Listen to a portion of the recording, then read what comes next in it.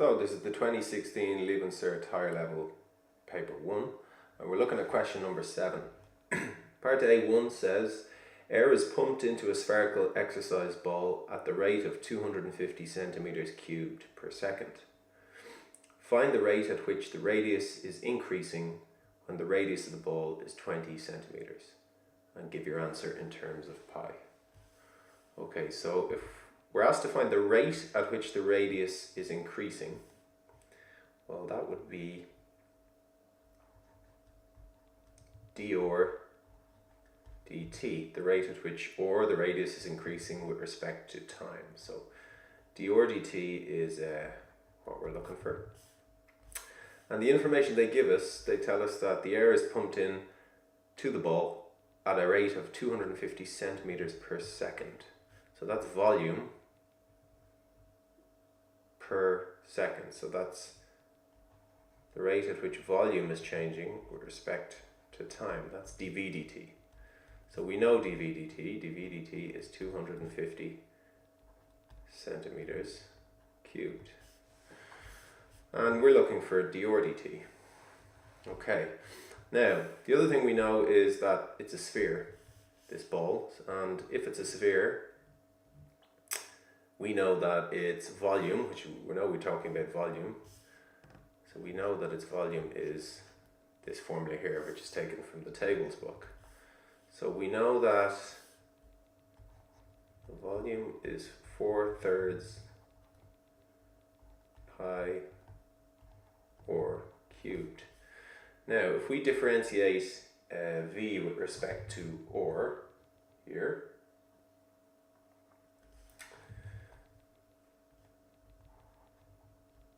find the rate at which the volume is changing with respect to the radius, dv dr. So that just means we differentiate this here. So if we differentiate this, we bring the power to the front. So it's going to be 3 times 4/3 pi, and the power reduces, so that becomes r squared. And that's equal to, these 3's cancel, which leaves 4 pi r squared. So that's dv dr. So dv dr is 4 pi r squared. dv dt is 250 centimeters cubed, and we're looking for dr dt. Okay, well, dr dt, what we do in a situation like this is we can try and force a chain rule. So dr dt would be equal to dr dv times dv dt, using the chain rule. So you can think of this as the dv cancelling above and below, and then you have dr dt left on the top and the bottom. Now, we have dv dt up here, it's 250, and we don't have dr dv, but we have dv dr. Okay, so what you can do is, if you have a dv dr and you want dr dv, you just find the reciprocal of dv dr. So what we have then is that dr dt, which we're looking for, would be equal to, if dv dr is 4 pi r cubed, well then dr dv will be 1 over that, 1 over 4 pi or squared, sorry, not cubed, squared. So that gives us dr dv, which is 1 over 4 pi or squared times dv dt, which is 250.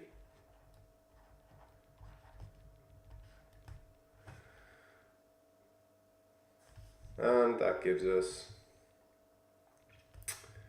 we put all this in the, well, they did ask us then to find the rate at which the radius is increasing, so dr dt, when the radius of the ball is 20. So we're allowed to substitute 20 in for or.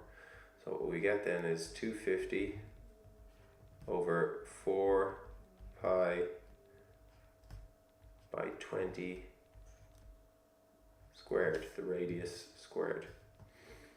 And if we put this in our calculator, it leaves us with an answer of 5 over 32 pi underneath.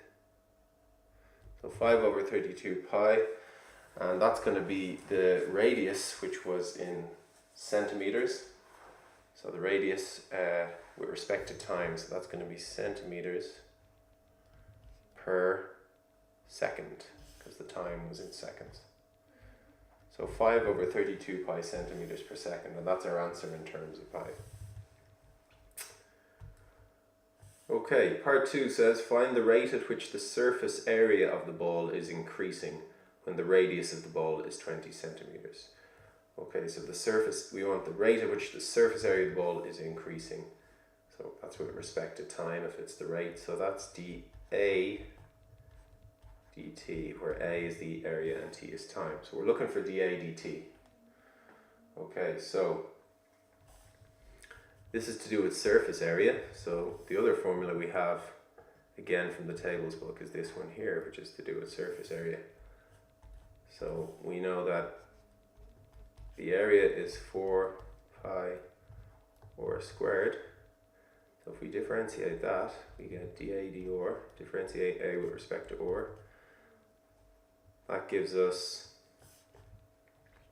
bring this 2 to the front, so it's going to be 8 pi, and then or reduce the power 2 to 1, so 8 pi r. Now that's dA dr, and we're looking for dA dt. That's what we're looking for. Now we can again use this chain rule trick. We can say dA dt is equal to dA dr times dr dt, because this is the radius of the ball at 20, which is the same as before here. The radius of the ball is 20. So we know now dr dt is 5 over 32 pi, we know that. So what we have then is that that's equal to dA dr, which is 8 pi r, multiplied by dr dt, which is the value from the previous question. So multiplied by 5 over 32 pi. And again, this is when the radius is 20, so we can sub that in. So that gives us 8 pi by 20 multiplied by 5 over 32 pi. So we can see there that when you put all of this here into the calculator, you get a value of 25. And the pi's will cancel there. So you're left with 25. And this is dA dt, so that's the rate at which the area is changing with respect to time. So the area would be, the units rather, would be centimeters squared per second. And that's the end of part 2. Part B says, the inflated ball is kicked into the air from a point not on the ground, or from a point O on the ground. Taking O as the origin, x comma f of x approximately describes the path followed by the ball in the air, where f of x is equal to the function minus x squared plus 10x. And both x and f of x are measured in meters. Okay. Part 1 says find the values of x when the ball is on the ground. Okay, so I'm just going to try and visualize this with a sketch. So if we have our xy axis, it's said to take the point, the origin as the point O. So this is going to be then, because this is a negative coefficient of x squared, I know it's going to be a cup rather than a cap graph. And there's no c term here, so I know that the y-intercept is 0. So I know it actually starts here, and also it tells me that it's kicked from there on the ground. So it starts here, so it's going to go up. It's going to be a parabola like this, and I know it's quadratic because the highest power of x is 2. And it's going to hit the ground somewhere over here. Okay, So we need to find the values of x when the ball is on the ground. So that would be here and here. So we already know one of the values of x is 0. We're just looking for the other one. So how do we do this? Well, to find where this function is equal to 0, we're just going to let the function be equal to 0. Let the y be equal to 0. So we let f of x equal to 0, or let y be equal to 0, same thing. So what we get then is minus x squared plus 10x is equal to 0. So now we're going to try and solve this. So I can factorize the left, and I have x bracket minus x plus 10 is equal to 0. So that means either, if two things multiply to give 0, either the first one, x, is 0, or bracket minus x plus 10 is 0. And if minus x plus 10 is 0, we can bring this minus x over here, becomes positive x, and our other value then is x is equal to 10. So they're the two values of x when the ball is on the ground. X is 0 and x is 10. Okay, and finally, part 2, B part 2. Find the average height of the ball above the ground during the interval from when it is kicked until it's hit the ground again. Okay, so again, if we just visualize this, we know that it goes up from the point O, goes down, and we know it hits the ground there at 10, and this is 0. This is our xy axis. Okay, so we're trying to find the average height of the ball above the ground. Well, the average height of a parabola like this can be found by integrating, and integrating finds the area under the curve here. But if you want to find the average height of that curve, you can, there's a formula for doing that. So the formula involves finding the integral between these 2 points, so the integral from 0 to 10 of the function. So we know our function is minus x squared plus 10x, so we're finding the integral of that with respect to x. And the bit that gives us the average part is when you have 1 over the upper limit there minus the lower limit. Okay, so when you put this in front, it gives you the average value of the function. Okay, so 1 over 10 minus 0 is just 1/10, and that's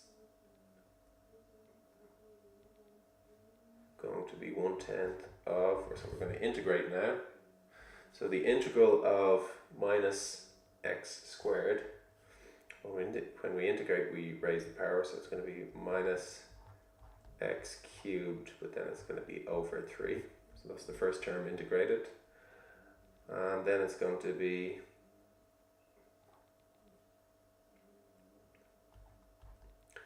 plus 10, integrate the x would be 10x squared over 2. And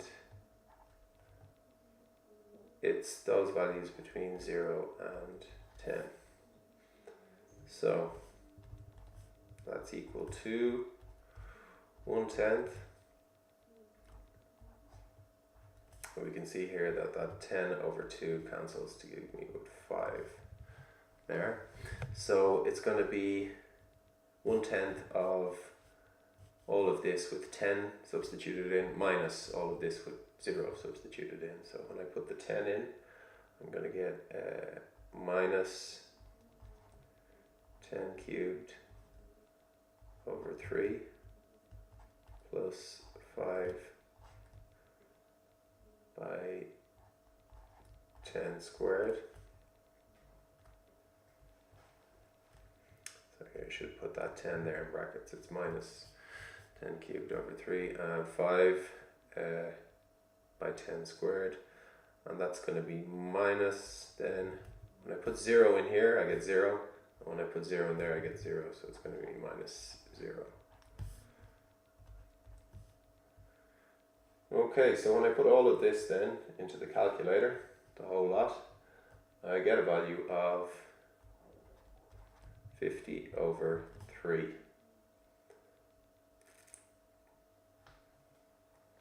So